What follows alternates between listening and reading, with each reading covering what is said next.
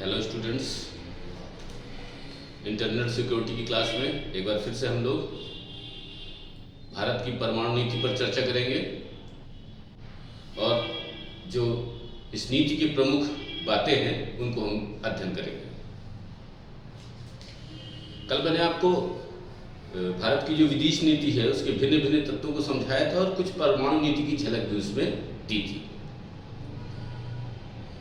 जिसमें विदेश नीति के जो विभिन्न तत्व होते हैं वो हम लोगों ने पढ़े थे और उसके बाद में जो विदेश नीति के लिए जरूरी बातें हैं उनके बारे में हम लोगों ने अध्ययन किया था।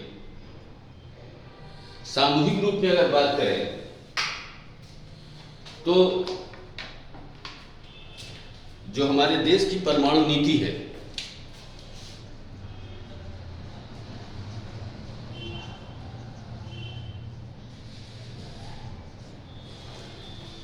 हमारे देश की परमाणु नीति बहुत सारी बातों पर निर्भर करती है और इसके लिए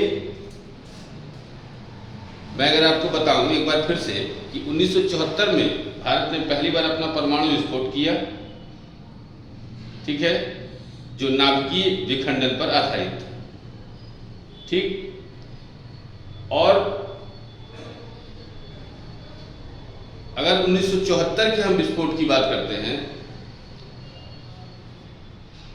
तो इस विस्फोट के बाद में एक बात बताई गई जो कहा गया कि यह शांतिपूर्ण उद्देश्यों के लिए है और इसका नाम स्माइलिंग बुद्धा दिया गया। जब अगला परमाणु विस्फोट होता है 1998 में, जो 2 डेट में किया गया था, 11 मई और 13 मई को, ऑपरेशन शक्ति, ठीक है। तो ये वाला परमाणु विस्फोट था। दूसरा वाला यह नाभिकीय संलयन और नाभिकीय विखंडन दोनों पर आधारित था। पहले वाला जो परमाणु विस्फोट हुआ था वो यह तय किया गया उसमें कि क्या हम विस्फोट करने में सक्षम है कि नहीं, तो ठीक है, सक्षम है। लेकिन जब दूसरा परमाणु विस्फोट किया गया तो दुनिया ने यह देखा कि भारत अब परमाणु हथियारों को तैयार भी कर सकता है और इसका प्रयोग भी करने में वो क्या है, सक्षम है।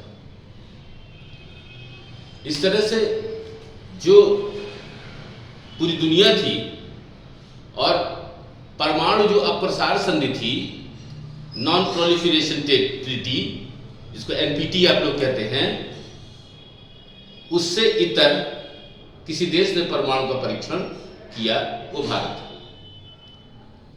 अब इसके बाद अमेरिका लगातार नजर रख रहा था, ठीक है, और नजर रखने के क्रम में वह चाहता था कि भारत परमाणु संपन्न ना हो। लेकिन भारतीय वैज्ञानिकों ने और जो सरकार के अभूतपूर्व प्रयास रहे, श्री अटल बिहारी वाजपेयी जी उस समय देश के प्रधानमंत्री थे, और जो रॉकेट मैन है या मिसाइल मैन जिनको आप कहें, श्री भूतपूर्व राष्ट्रपति एपीजे अब्दुल कलाम साहब, उनके अथक प्रयासों से यह जो विस्फोट हुआ, इसका भारत के सामरिक और रणनीतिक दृष्टि से बहुत महत्वपूर्ण क्या है, इसके परिणाम रहे। जब तक कोई राष्ट्र परमाणु शक्ति संपन्न नहीं होता तब तक वह दूसरे परमाणु संपन्न जो राष्ट्र होता है उसके दबाव में रहता है। अगर शुरुआत से बात करें स्वतंत्रता के बाद से, तो लगातार जो हमारे ऊपर दबाव था अंतर्राष्ट्रीय स्तर पर, पहले तो विभाजन की विभीषिका झेली देश ने, और उसके बाद में जो खाद्यान्नों की कमी थी उसने एक बहुत बड़ी समस्या पैदा कर रखी गई थी। दूसरी तरफ पूंजी की पर्याप्त मात्रा उपलब्ध नहीं थी, तो औद्योगिकरण के होने में बहुत ज्यादा समस्याएं आ रही थी। तो उस समय का जो परिदृश्य था, कल मैंने आपको लिखाया भी नेहरू एरा का, कि उस समय क्या क्या समस्याएं विद्यमान थी। वो सारा हमने उस टाइम लिखा। ठीक है, तो आज जो हम लोग है तो विशेष विषय पर चर्चा करेंगे और इसके बारे में पूरी पूरी बातों को लिखने की कोशिश करेंगे। तो हेडिंग डालिएगा भारत की परमाणु नीति।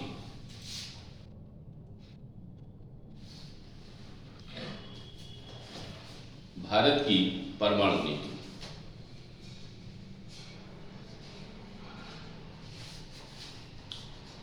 लिखिएगा जरा।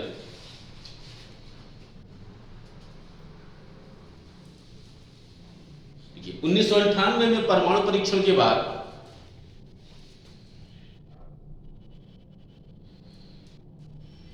परमाणु नीति का निर्माण किया गया।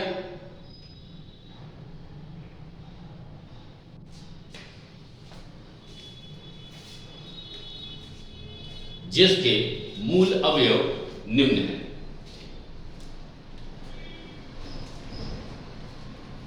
नंबर ए, विश्वसनीय परमाणु प्रतिरोधक क्षमता का विकास। विश्वसनीय परमाणु प्रतिरोधक क्षमता का विकास। और बी, पहले ना प्रयोग करने की नीति।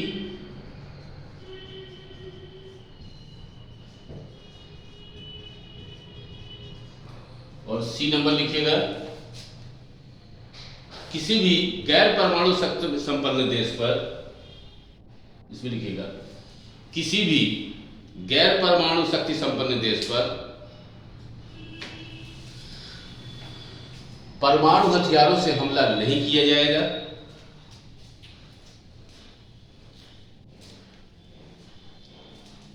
नहीं किया जाएगा, यद्यपि रासायनिक व जैविक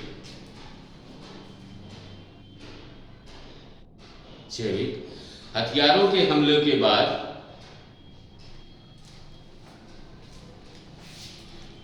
भारत परमाणु हथियार से हमला कर सकता है। भारत परमाणु हथियार से हमला कर सकता है। डी नंबर लिखिएगा, परमाणु क्षमता के प्रयोग का अंतिम निर्णय परमाणु क्षमता के प्रयोग का अंतिम निर्णय प्रधानमंत्री को प्राप्त है।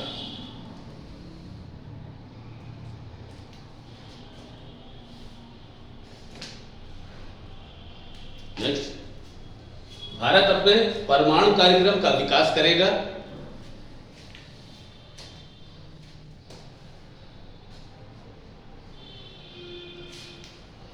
नेक्स्ट, भविष्य में परमाणु हथियारों का परीक्षण नहीं करेगा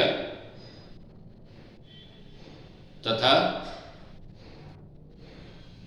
विश्व में परमाणु हथियारों की समाप्ति के बाद भारत भी अपना परमाणु हथियार समाप्त कर देगा।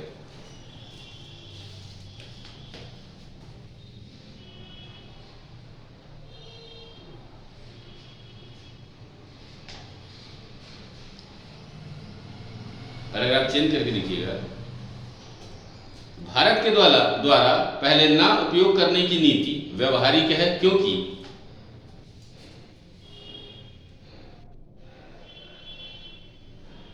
चीन भी इसे मानता है। इसमें परिवर्तन से चीन के साथ संघर्ष बढ़ेगा।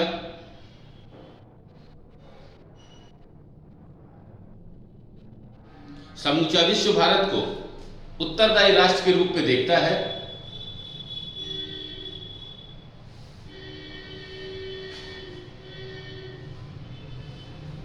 भारत के परमाणु हथियार रक्षात्मक उद्देश्य के लिए हैं।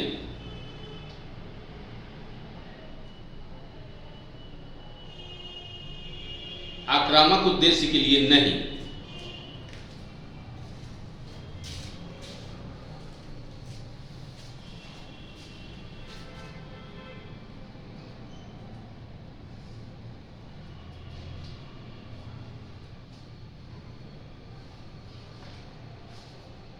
ठीक है, चलिए तो ये कुछ विशेष उसके तत्व हो गए। ठीक है, अब हम इसकी कुछ बातें लिख लेते हैं जरा। ठीक है, लिखिएगा जरा, इसमें लिखिएगा। भारत के पूर्व प्रधानमंत्री अटल बिहारी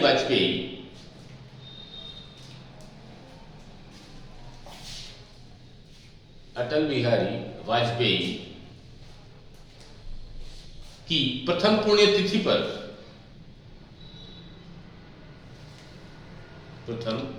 पुण्यतिथि पर वर्तमान रक्षा मंत्री द्वारा दिए गए वक्तव्य ने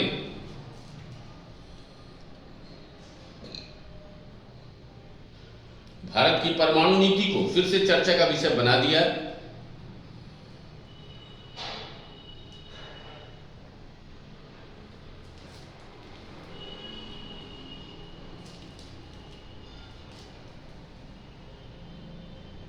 वाजपेयी सरकार में ही 2003 में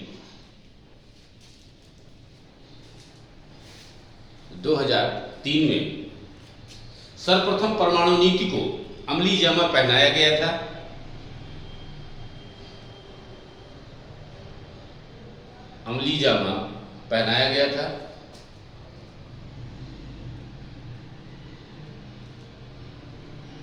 रक्षा मंत्री के अनुसार भारत ने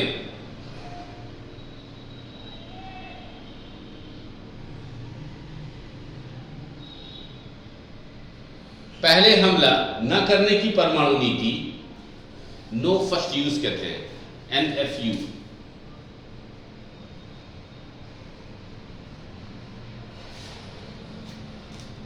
पहले हमला न करने की नीति का भली भांति पालन किया है।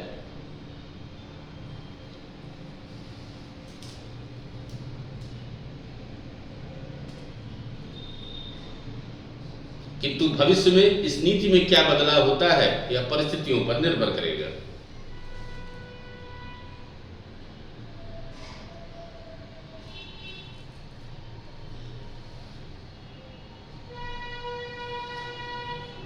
दो 2014 के आम चुनावों में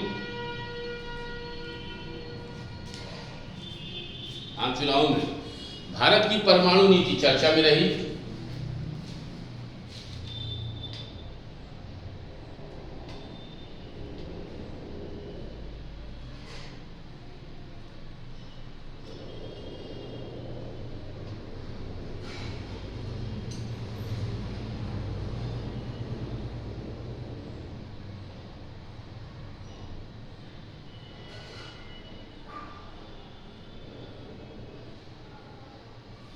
ठीक है, यही करिएगा भारत का परमाणु कार्यक्रम।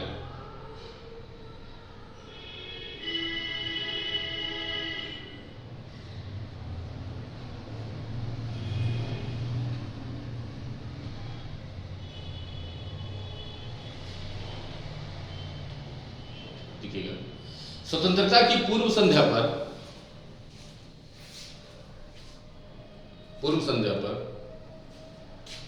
भारत में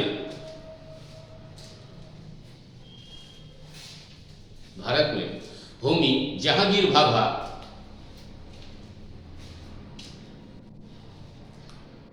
के नेतृत्व में भारतीय परमाणु कार्यक्रम की शुरुआत हुई।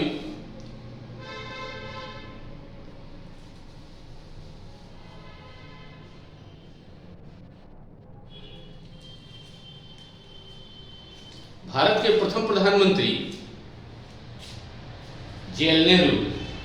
जवाहरलाल नेहरू परमाणु के सैन्य उपयोग के पक्षधर नहीं थे।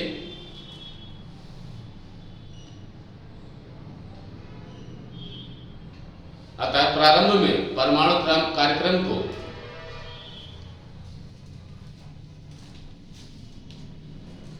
सिर्फ असैन्य उपयोग तक ही सीमित रखा गया। सिर्फ असैन्य उपयोग तक ही सीमित रखा गया। द्वितीय विश्व युद्ध के पश्चात ब्रिटेन, रूस तथा फ्रांस ने भी परमाणु शक्ति हासिल कर ली। अमेरिका तो पहले ही कर लिया था। द्वितीय विश्व युद्ध के बाद ब्रिटेन, रूस तथा फ्रांस ने परमाणु शक्ति हासिल कर ली। 1962 में चीन भारत युद्ध तथा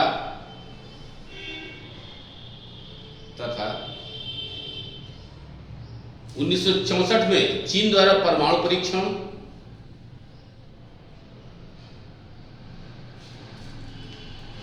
तथा 1965 में पाकिस्तानी युद्ध के परिणाम स्वरूप 1965 में पाकिस्तानी युद्ध के परिणाम स्वरूप भारत को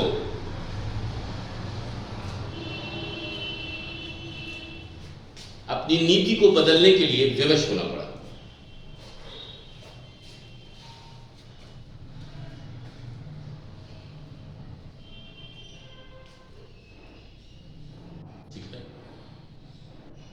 फलस्वरूप 1974 में प्रथम परमाणु परीक्षण किया गया।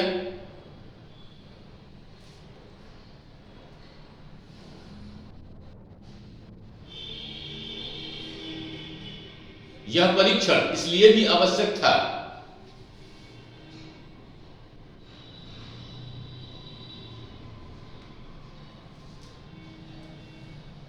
कि वर्ष 1965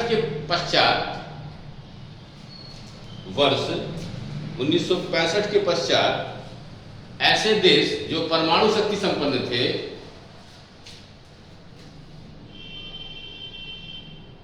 को छोड़कर किसी अन्य देश के परमाणु क्षमता हासिल करने पर रोक लगा दी गई।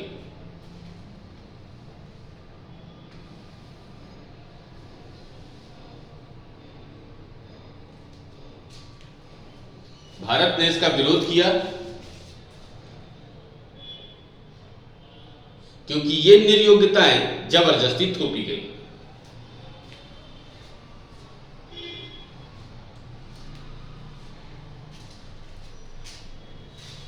भारत का मानना था कि यह भेदभाव समाप्त होना चाहिए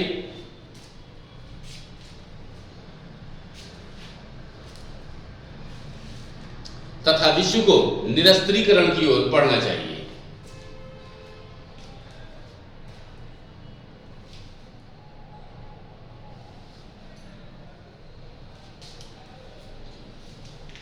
उन्नीस सौ 1970 तक अनेक देशों पर एनपीटी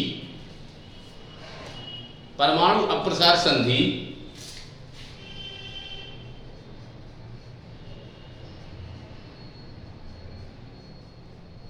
थोप दी गई। हालांकि भारत ने इस पर अभी हस्ताक्षर नहीं किए।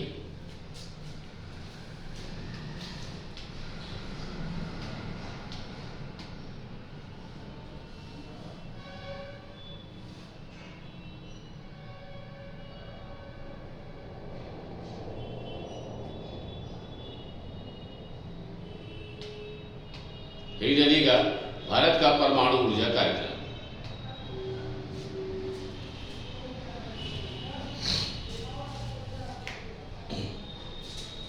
भारत का परमाणु ऊर्जा कार्यक्रम, इसमें लिखिएगा विश्व परमाणु उद्योग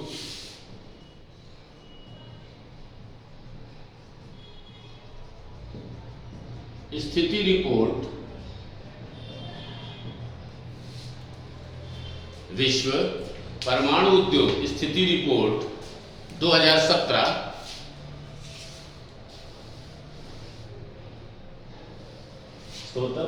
world nuclear industry report, status report, world nuclear industry status report 2017 के अनुसार स्थापित किए गए परमाणु रिएक्टरों के मामले में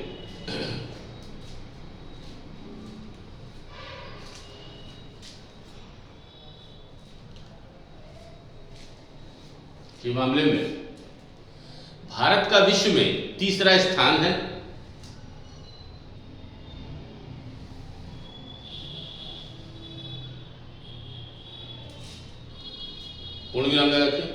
भारत अपने परमाणु ऊर्जा कार्यक्रम के तहत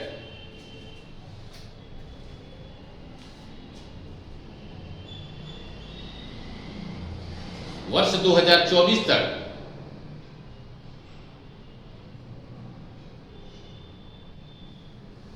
14.6 गीगावाट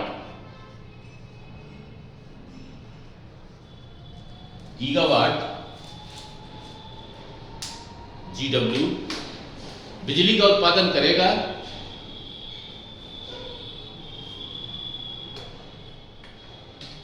जबकि 2032 तक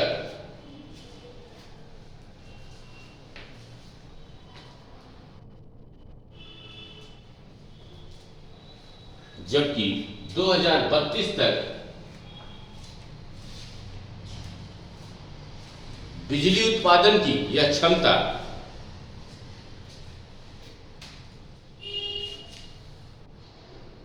63 गीगावाट हो जाएगी।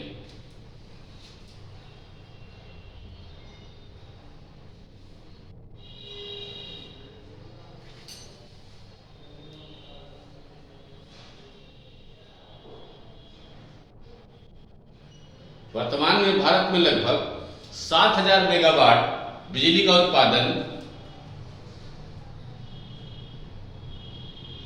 22 परमाणु रिएक्टरों द्वारा होता है।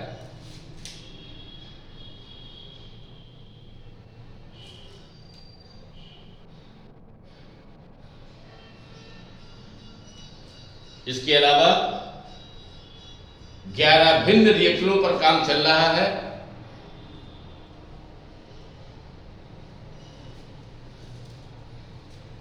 जिनके तैयार होने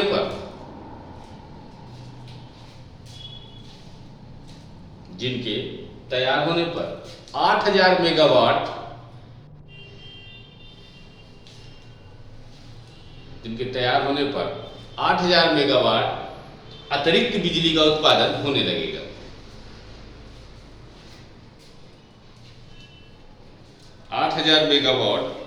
अतिरिक्त बिजली का उत्पादन होने लगेगा।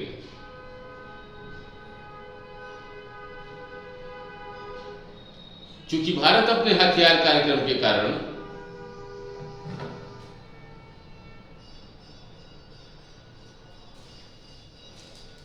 परमाणु अप्रसार संधि में शामिल नहीं है,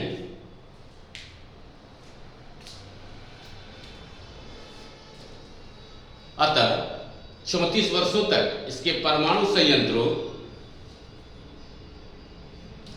अथवा पदार्थों के व्यापार पर प्रतिबंध लगा दिया था।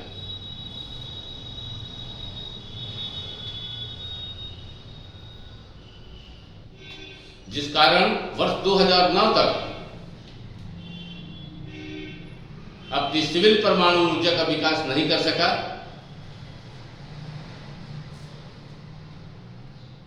पूर्व के व्यापार प्रतिबंधों और स्वदेशी यूरेनियम के अभाव में भारत थोरियम के भंडारों से लाभ प्राप्त करने के लिए परमाणु ईंधन चक्र का विकास कर रहा है। भारत का प्राथमिक ऊर्जा उपभोग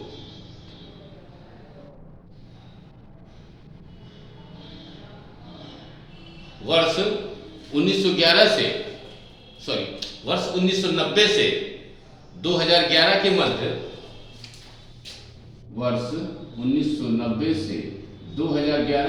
दो गुना हो गया।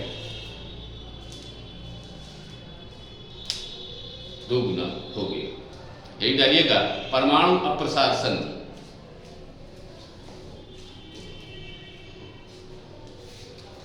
परमाणु अप्रसार संधि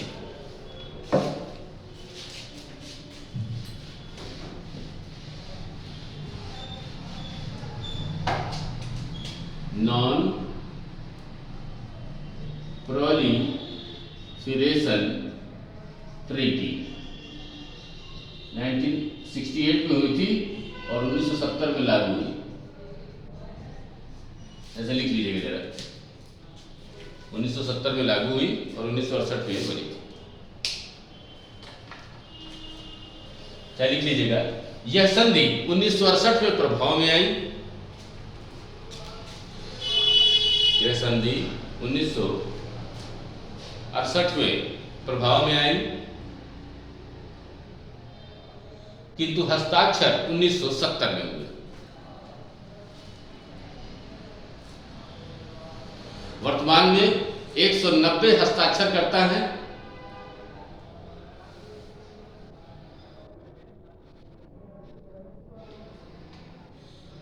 इस संधि के अनुसार कोई भी देश न वर्तमान में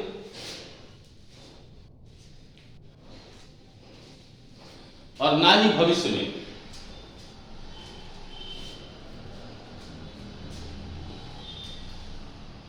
परमाणु हथियारों का निर्माण करेगा।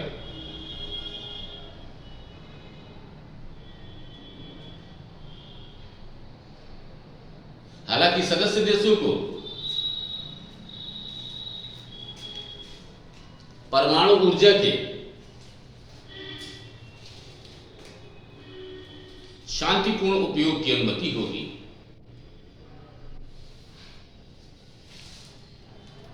इस संधि के 3 प्रमुख लक्ष्य हैं।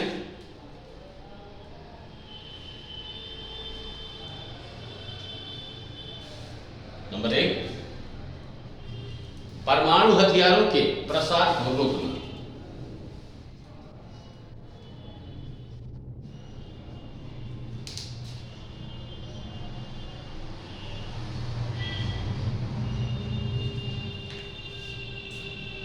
प्रसार को रोकना। नंबर 2, निरस्त्रीकरण को प्रोत्साहित करना।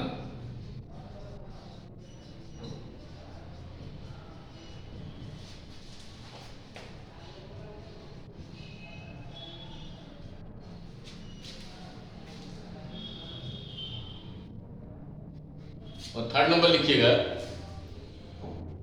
परमाणु तकनीक के शांतिपूर्ण उपयोग के अधिकार को सुनिश्चित करना।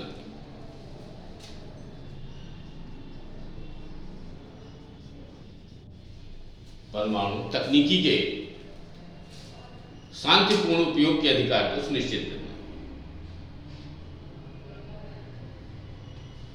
देखिएगा इसमें पॉइंट बना के, भारत उन 5 देशों में शामिल है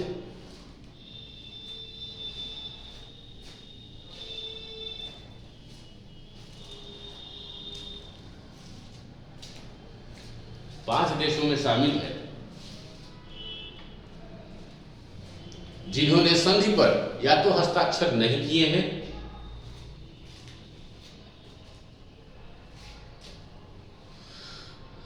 अथवा बाद में इस संधि से बाहर हो गए हैं।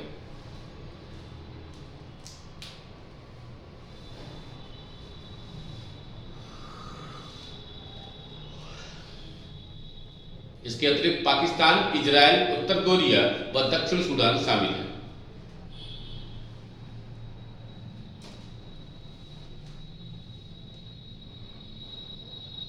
भारत का विचार है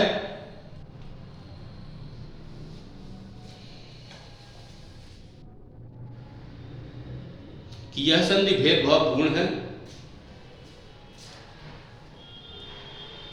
अतः इसमें शामिल होना उचित नहीं।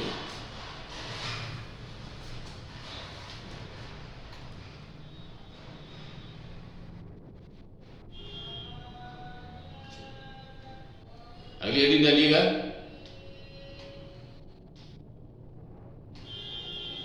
व्यापक परमाणु परीक्षण प्रतिबंध संधि।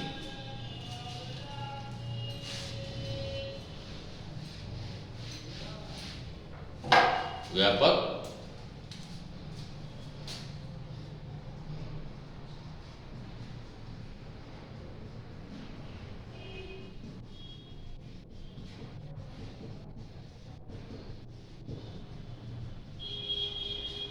संधि लिखिएगा, द कॉम्प्रिहेंसिव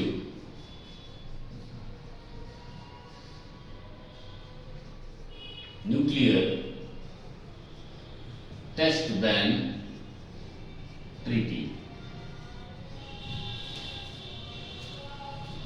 ठीक है ना, उसको शॉर्ट में CTBT कहते हैं, CTBT।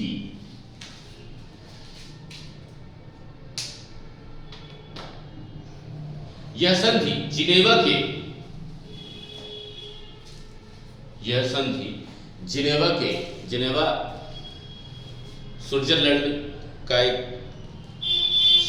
जगह है, ठीक है ना, स्विट्जरलैंड देश है, वहां पर एक जगह है जिसका नाम है जिनेवा। यह जिनेवा के निरस्त्रीकरण सम्मेलन के पश्चात प्रकाश में आई,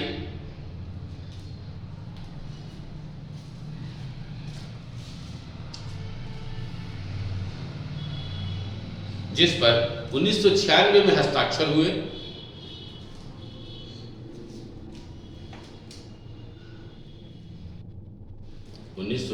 में हस्ताक्षर हुए।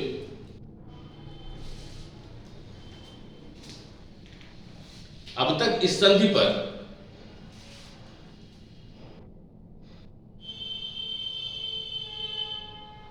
184 देश हस्ताक्षर कर चुके हैं।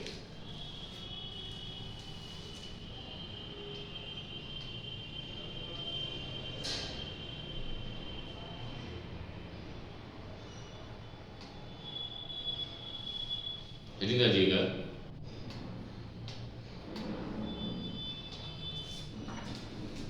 नो फर्स्ट यूज नीति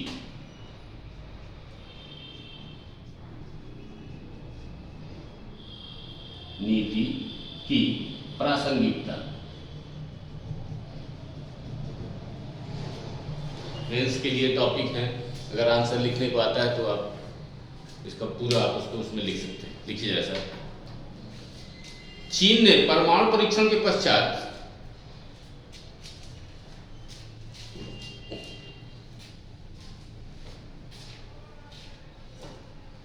विश्व में सर्वप्रथम नो फर्स्ट यूज नीति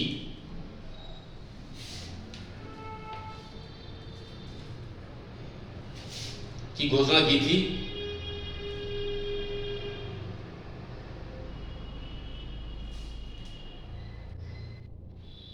जिसके बाद 2003 में भारत ने ऐसी ही नीति घोषित की।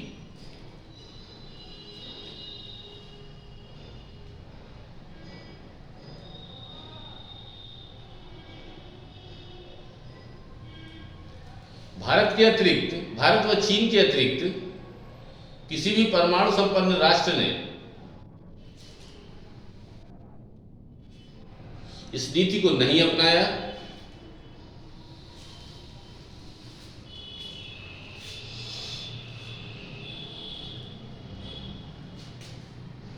हालांकि रूस और अमेरिका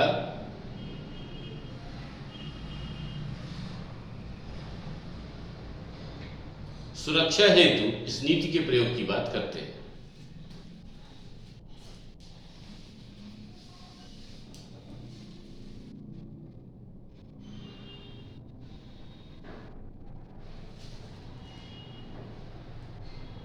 पैराग्राफ चेंज कर दीजिएगा।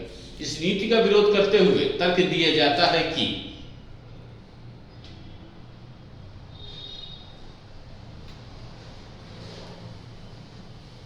इससे पारंपरिक युद्ध एवं हथियारों की दौड़ में वृद्धि होगी।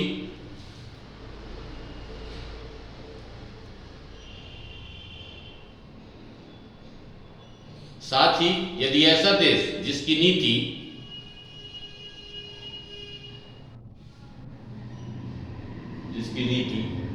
नो फर्स्ट यूज की नहीं है,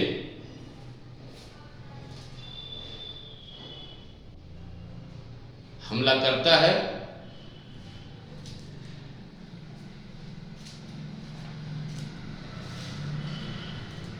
तो इस बात की कोई गारंटी नहीं है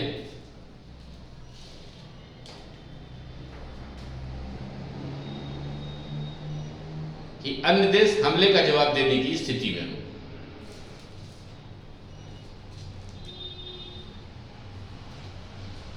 अतः इस नीति को व्यवहारिक नहीं माना जा सकता।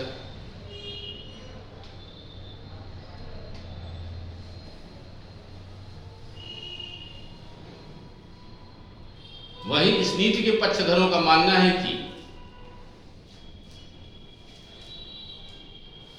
फर्स्ट यूज की नीति परमाणु हथियारों की दौड़ तेज कर सकती है।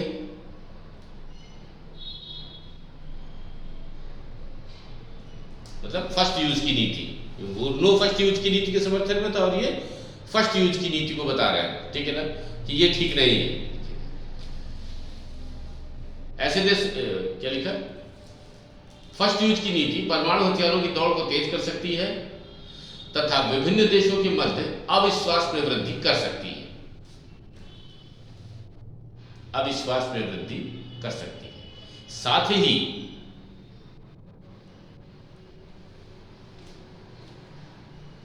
फर्स्ट यूज की नीति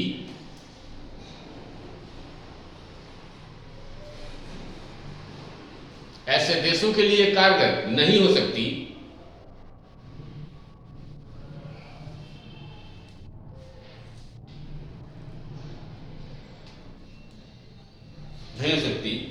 जो फर्स्ट स्ट्राइक में पूर्णतः सक्षम ना हो,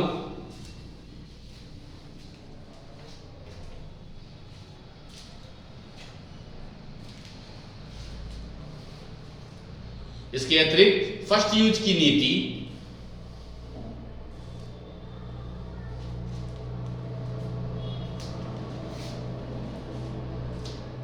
परमाणु हथियारों के साथ साथ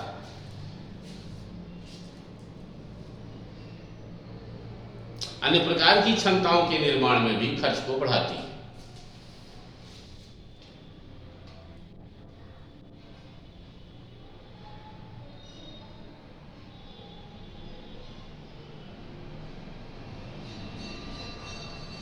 एक लगेगा नो फर्स्ट यूज नीति के लाभ।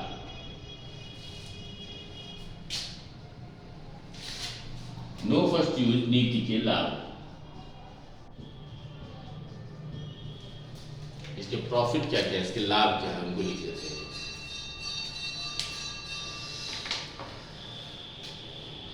भारत द्वारा 1974 व 1998 में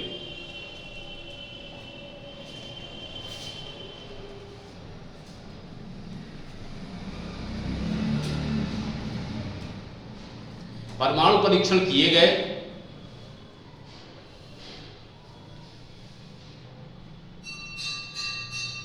इन परीक्षणों के पश्चात भारत को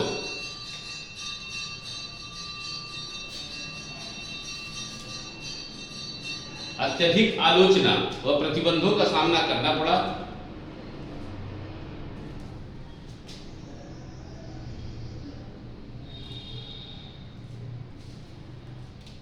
लेकिन भारत ने 2003 में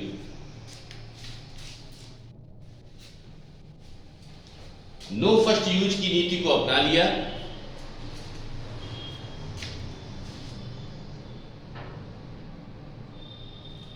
तथा विभिन्न मौकों पर इसका पालन किया।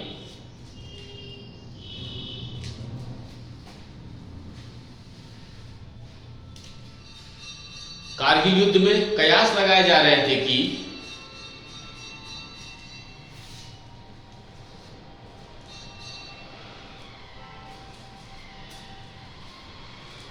यह युद्ध परमाणु संघर्ष में तब्दील हो जाएगा।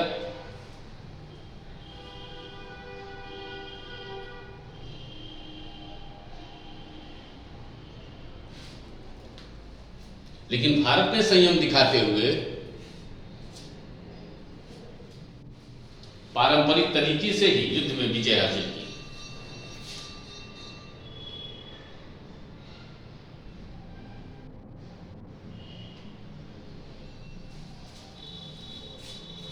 इसे लिखिएगा, मौजूदा वक्त में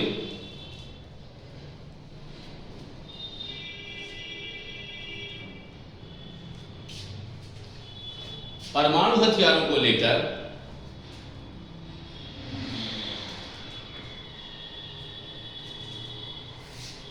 भारत की छवि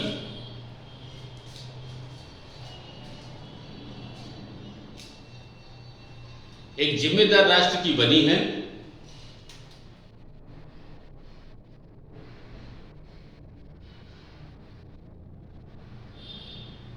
तथा एनटीपी पर हस्ताक्षर किए बिना ही भारत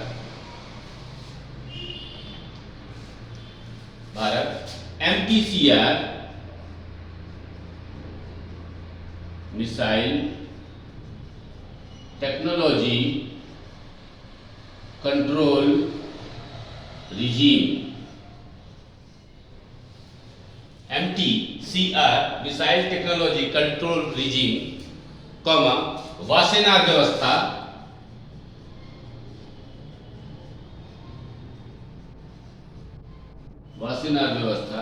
तथा ऑस्ट्रेलियन समूह का हिस्सा बन चुका है।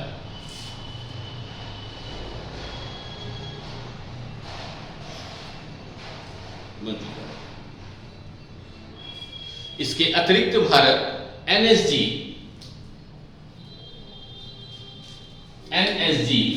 का मतलब न्यूक्लियर सप्लायर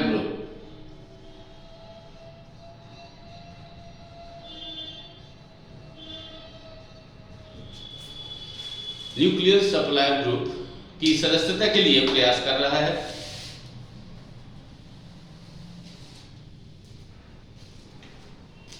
NSG की सदस्यता उन्हीं राष्ट्रों को मिल सकती है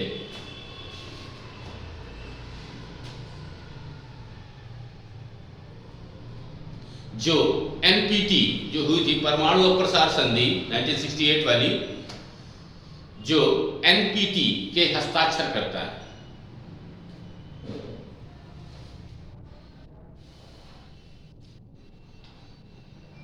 इस आधार पर भारत की सदस्यता में चीन बाधा बन रहा है। हालांकि अन्य देशों के समर्थन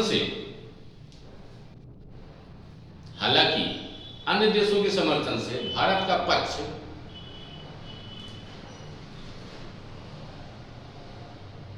सदस्यता के लिए मजबूत है।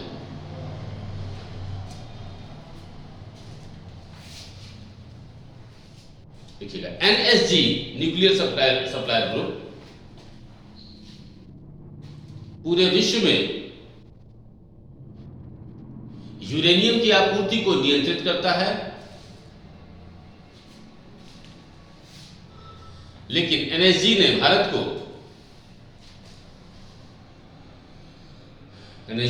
भारत को यूरेनियम आयात करने की छूट प्रदान की है ताकि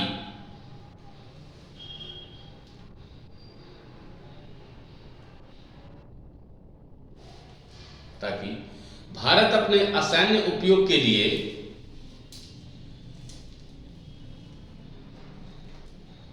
यूरेनियम की प्राप्ति को सुनिश्चित कर सके।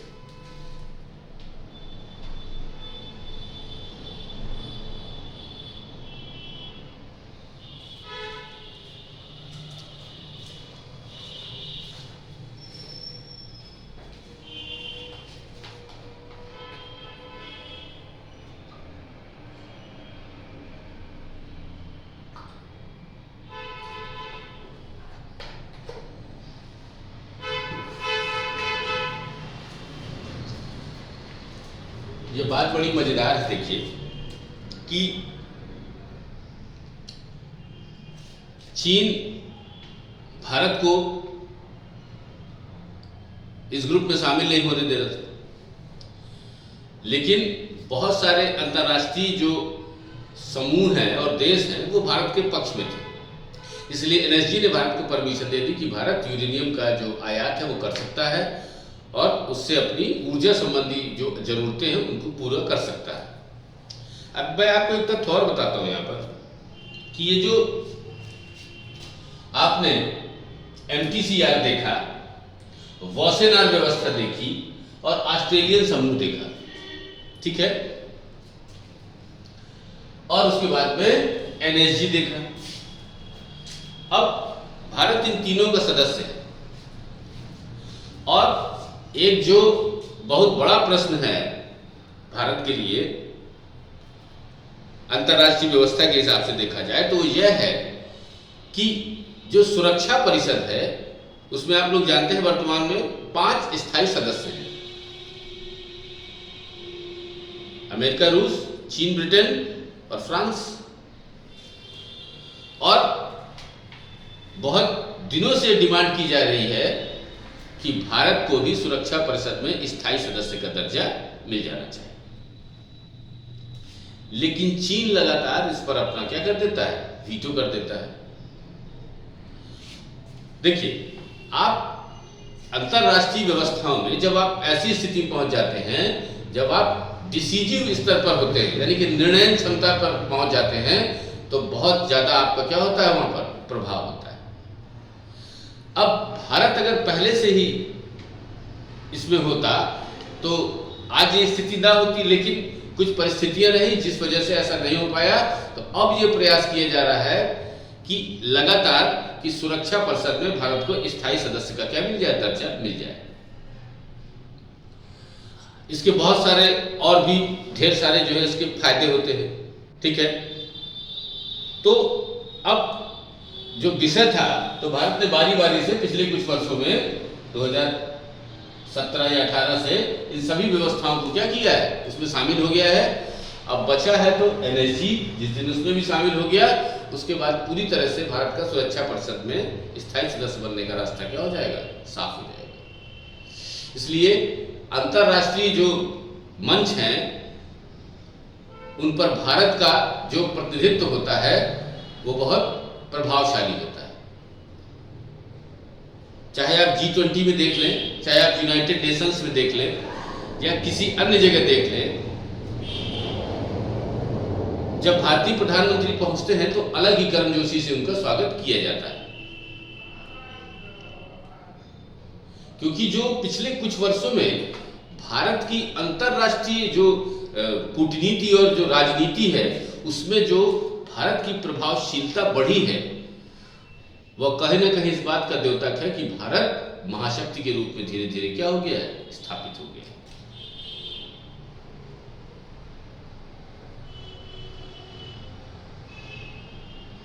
इन सब के जो परिणाम स्वरूप जो अंतर्राष्ट्रीय माहौल है, उसमें बहुत से देश ऐसे हैं जो भारतीय सॉफ्ट पावर को लगातार पसंद कर रहे हैं। और दुनिया के जो ये माहौल बना हुआ है, इसमें अब जरूरत है एक सॉफ्ट पावर की जो आकर के पूरी दुनिया को क्या करे, मैनेज करे, मतलब जो मुद्दे हैं उनको सुलझाए। तो सॉफ्ट पावर की आवश्यकता धीरे धीरे बढ़ रही है और भारत इसमें महती भूमिका क्या कर सकता है, निभा सकता है। हेडिंग डालिएगा नेक्स्ट, भारत की नीति में परिवर्तन से जुड़े मुद्दे। इसी में परमाणु नीति की बात हो रही है।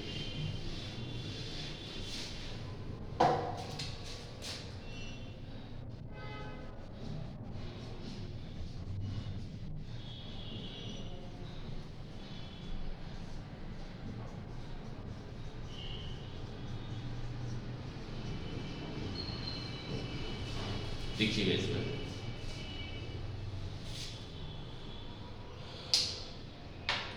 भारत के रक्षा मंत्री के वक्तव्य के बाद यह अनुमान लगाया जा रहा है कि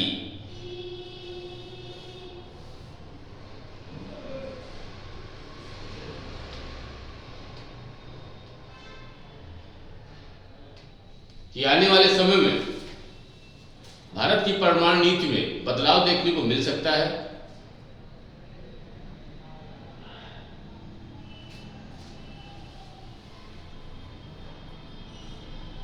अब तक की नो फर्स्ट यूज नीति भारत के संदर्भ में उपयोगी रही है।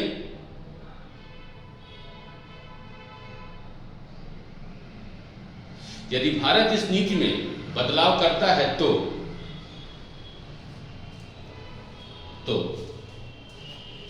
अन्य वैश्विक समीकरणों को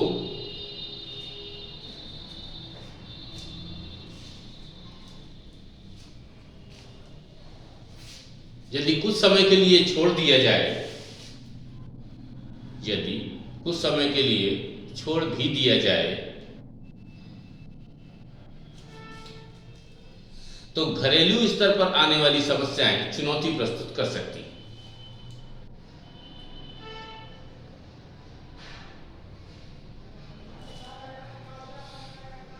अमेरिका जैसे देश फर्स्ट यूज की नीति का अनुसरण करते हैं।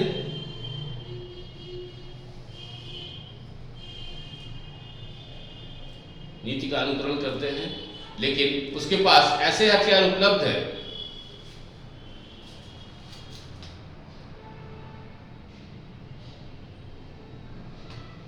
जिससे कुशलतापूर्वक स्ट्राइक की जा सकती है, जिससे कुशलतापूर्वक स्ट्राइक की जा सकती है।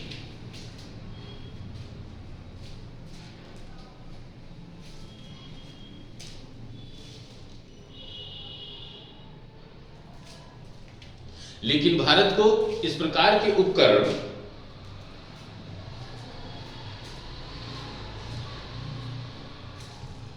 व बुनियादी ढांचे का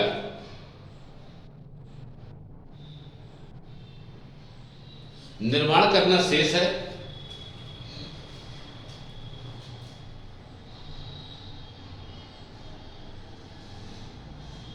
यह ध्यान देने योग्य है कि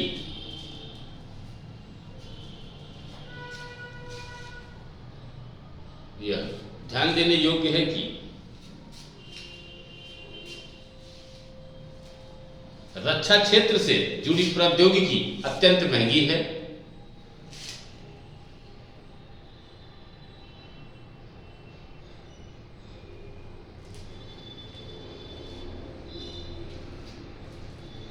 और कोई भी देश ऐसी तकनीक को किसी को नहीं देना चाहता।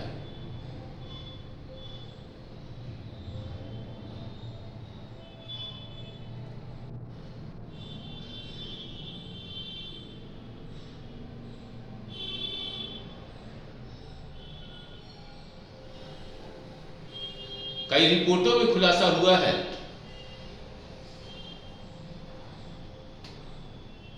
पाकिस्तान लगातार अपनी परमाणु क्षमता में वृद्धि कर रहा है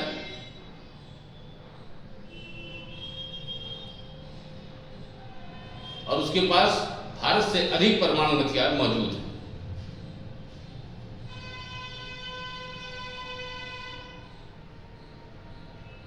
वहीं दूसरी तरफ भारत का दूसरा पड़ोसी चीन परमाणु शक्ति संपन्न है।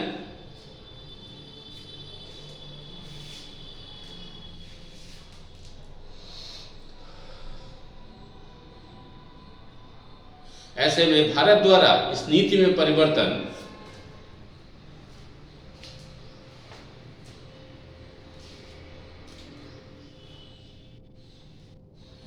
इस क्षेत्र में परमाणु हथियारों की दौड़ को तीव्र कर देगी।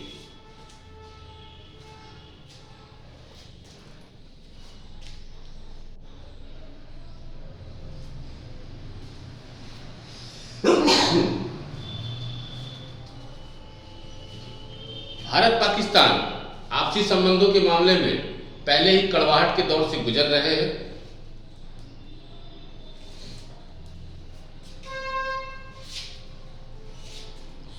और हाल में ही चीन के साथ भी सीमा संघर्ष बना हुआ है।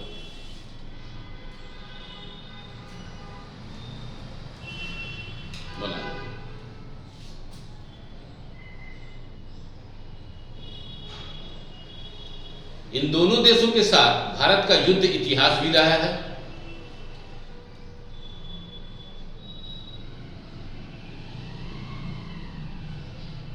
ऐसे में भारत की परमाणु नीति में बदलाव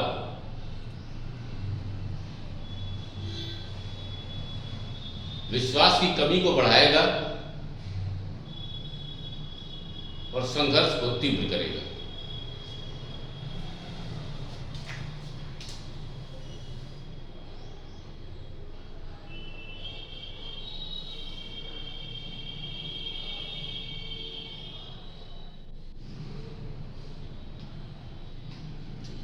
निष्कर्ष लिखिए जरा।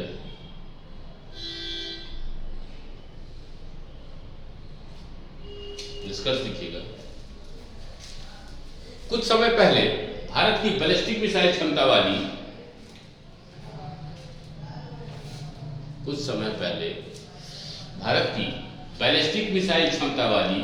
परमाणु पनडुब्बी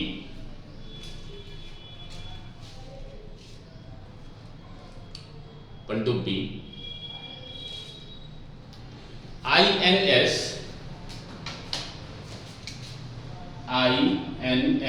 अरिहंत, INS का मतलब होता है इंडियन नेवल शिप,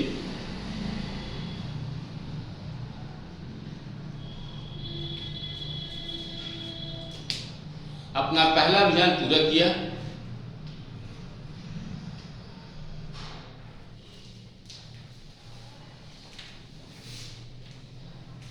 इस अभियान के पूरा होने के साथ ही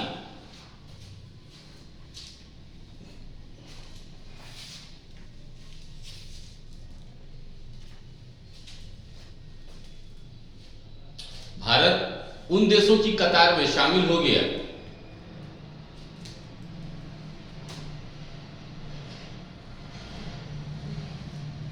जिसके पास परमाणु ट्राइडेंट मौजूद है। ट्राइडेंट मौजूद है।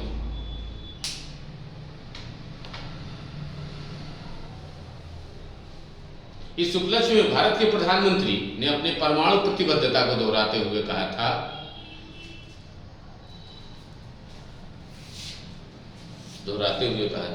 कि नो फर्स्ट यूज भारत की परमाणु नीति का अखंड भाग है।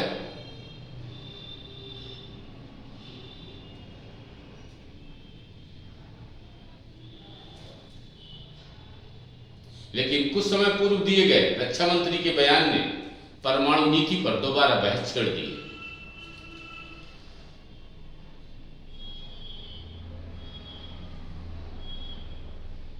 पूर्णविराम लगा के लिखिएगा। परमाणु नीति का निर्माण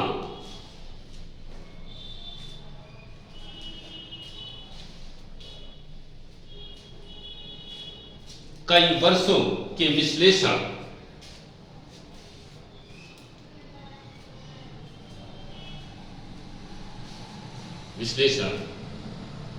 व मूल्यांकन के पश्चात ही किया गया था।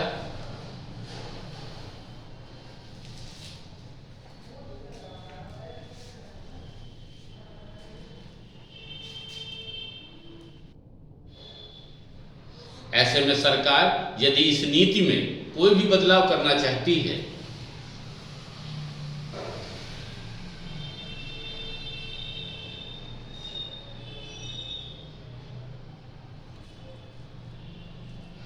तो इस नीति में बदलाव से पूर्व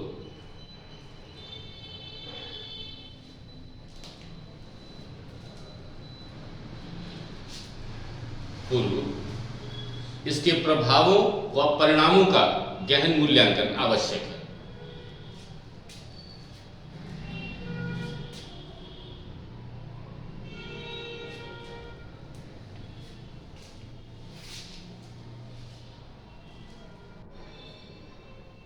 साथ ही सरकार को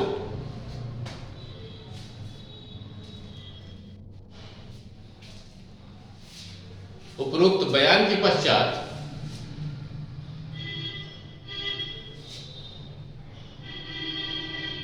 नीति को दोबारा स्पष्ट करना चाहिए।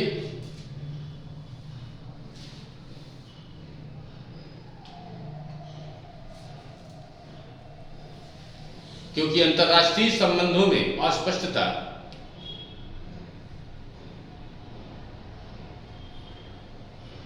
गंभीर परिणाम उत्पन्न कर सकती है। एक क्वेश्चन लिखिएगा जरा, अगर मन करे तो लिखिएगा। भारत की परमाणु नीति की चर्चा कीजिए।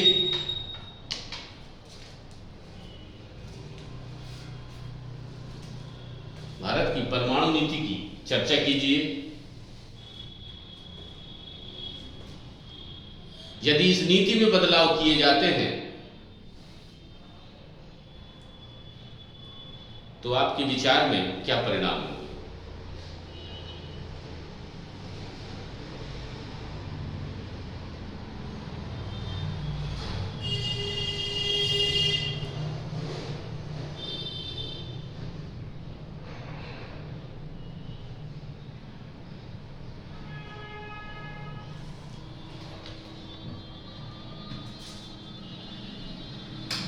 ठीक है,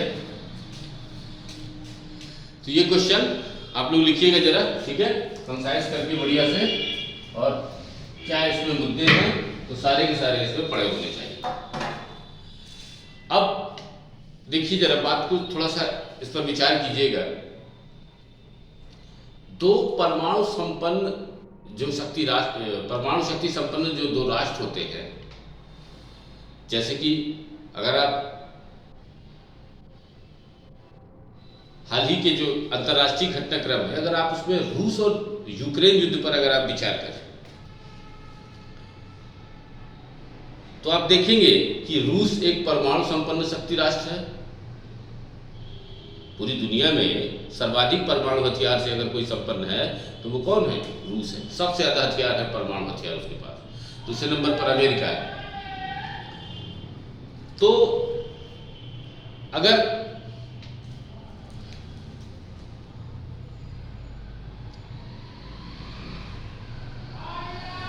इस युद्ध पर अगर आप गंभीरता से विचार करें तो आपको दिखेगा कि यूक्रेन रूस के सामने कहीं भी शक्ति के मामले में तो नहीं टिकता है।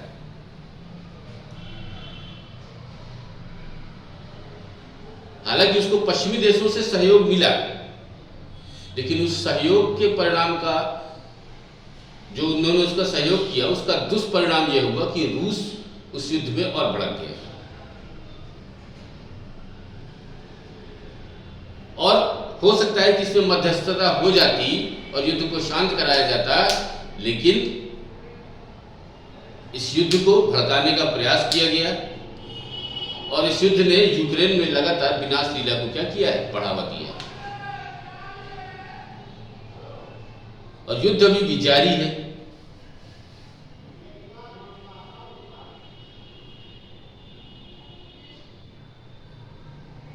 लेकिन अगर आप अंतर्राष्ट्रीय घटनाक्रम को देखेंगे तो आपको लगेगा कि डेली न्यूज में, चैनल्स में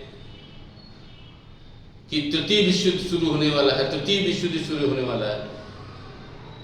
अरे इतने छोटे से मुद्दे पर तृतीय विश्व युद्ध शुरू हो जाएगा तो बहुत सारे देश तो परमाणु शक्ति संपन्न राष्ट्र हैं ही। चाहे आप यूरोप में देख लीजिए और अमेरिका को देख लीजिए।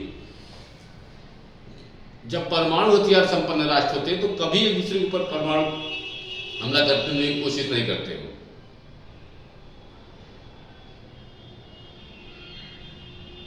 क्योंकि इसके परिणाम बहुत विनाशक होते हैं और वो जानते हैं इन परिणामों को।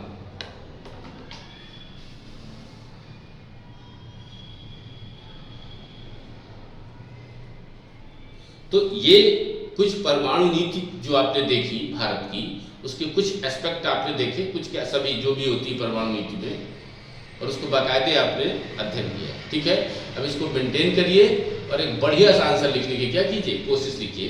जरा एक हेडिंग डालिएगा नई,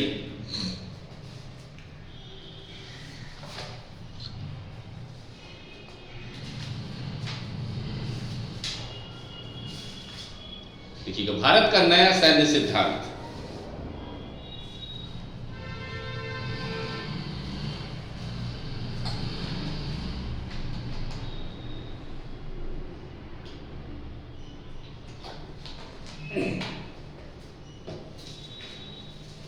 लिखिए जरा। वर्ष 2004 में भारतीय सेना के द्वारा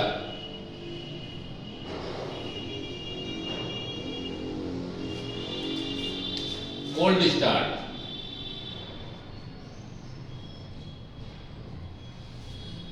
स्टार्ट नामक सैन्य सिद्धांत का निर्माण किया गया।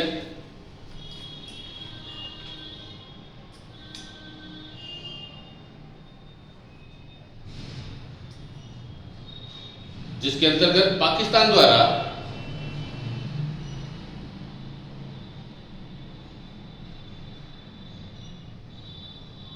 परमाणु हमले की आशंका को कम करने के लिए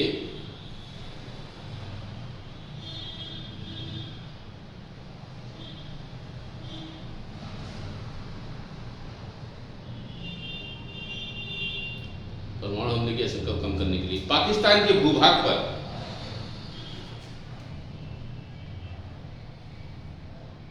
सैन्य नियंत्रण की रणनीति बनाई गई। फिर लिखिएगा, वर्ष 2017 में नवीन सिद्धांत में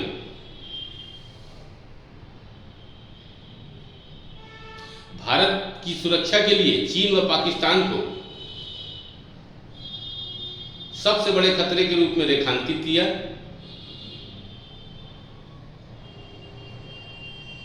जबकि सीमा पार आतंकवाद भारतीय सुरक्षा के लिए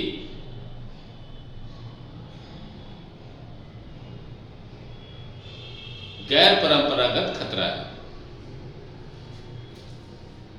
मैंने आपको लिखाया था परंपरागत खतरे और गैर परंपरागत खतरे, ठीक है ना। नेक्स्ट पॉइंट देखिएगा, इसमें भारतीय सुरक्षा के लिए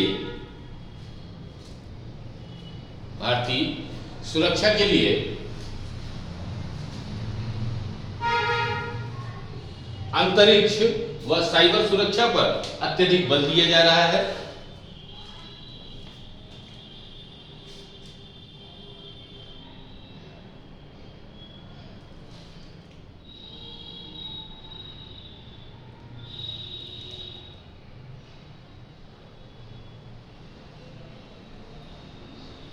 तीनों सेनाओं के समन्वय के लिए सीडीएस के पद का सृजन,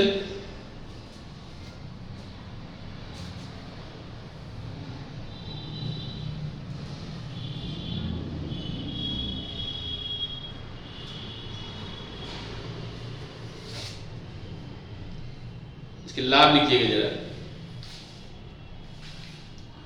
कारगिल युद्ध के दौरान सेना की विंग में समन्वय का अभाव था।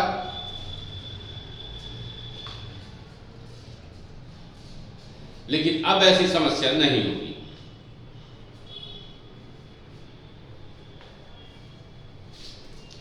अमेरिका व चीन ने पहले ही एकीकृत सैन्य व्यवस्था का निर्माण कर लिया है,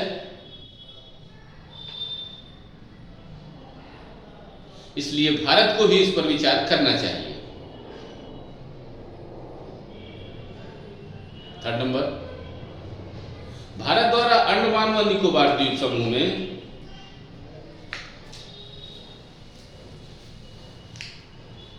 पहले ही एकीकृत कमान का गठन किया जा चुका है।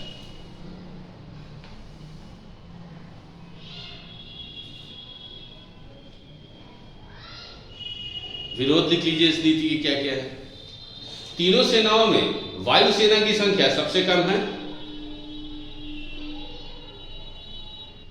परंतु यह अत्यधिक विशिष्ट मानी जाती है।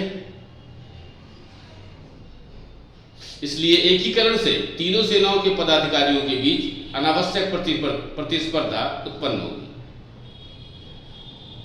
दूसरा, भौगोलिक रूप में सेनाओं का एकीकरण लाभकारी नहीं है,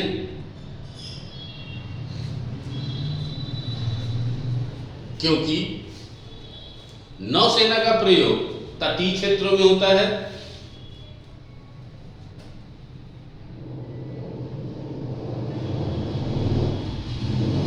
जबकि भारत भौगोलिक रूप में इतना बड़ा नहीं है कि वायुसेना को एक स्थान से दूसरे स्थान की तैनाती में कठिनाई हो सके। निष्कर्ष लिखिएगा इसका। निष्कर्ष लिखिएगा, एकीकृत कमान का विचार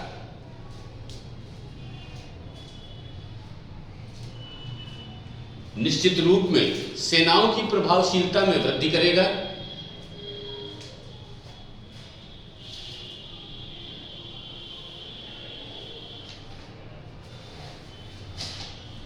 जिसके साथ सेनाओं के आधुनिकीकरण की भी आवश्यकता है।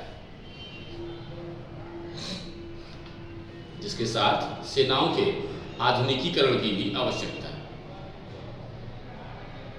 ठीक है, आज की क्लास यहीं तक, फिर अगली क्लास जब होगी तब मुलाकात। ठीक है, ओके।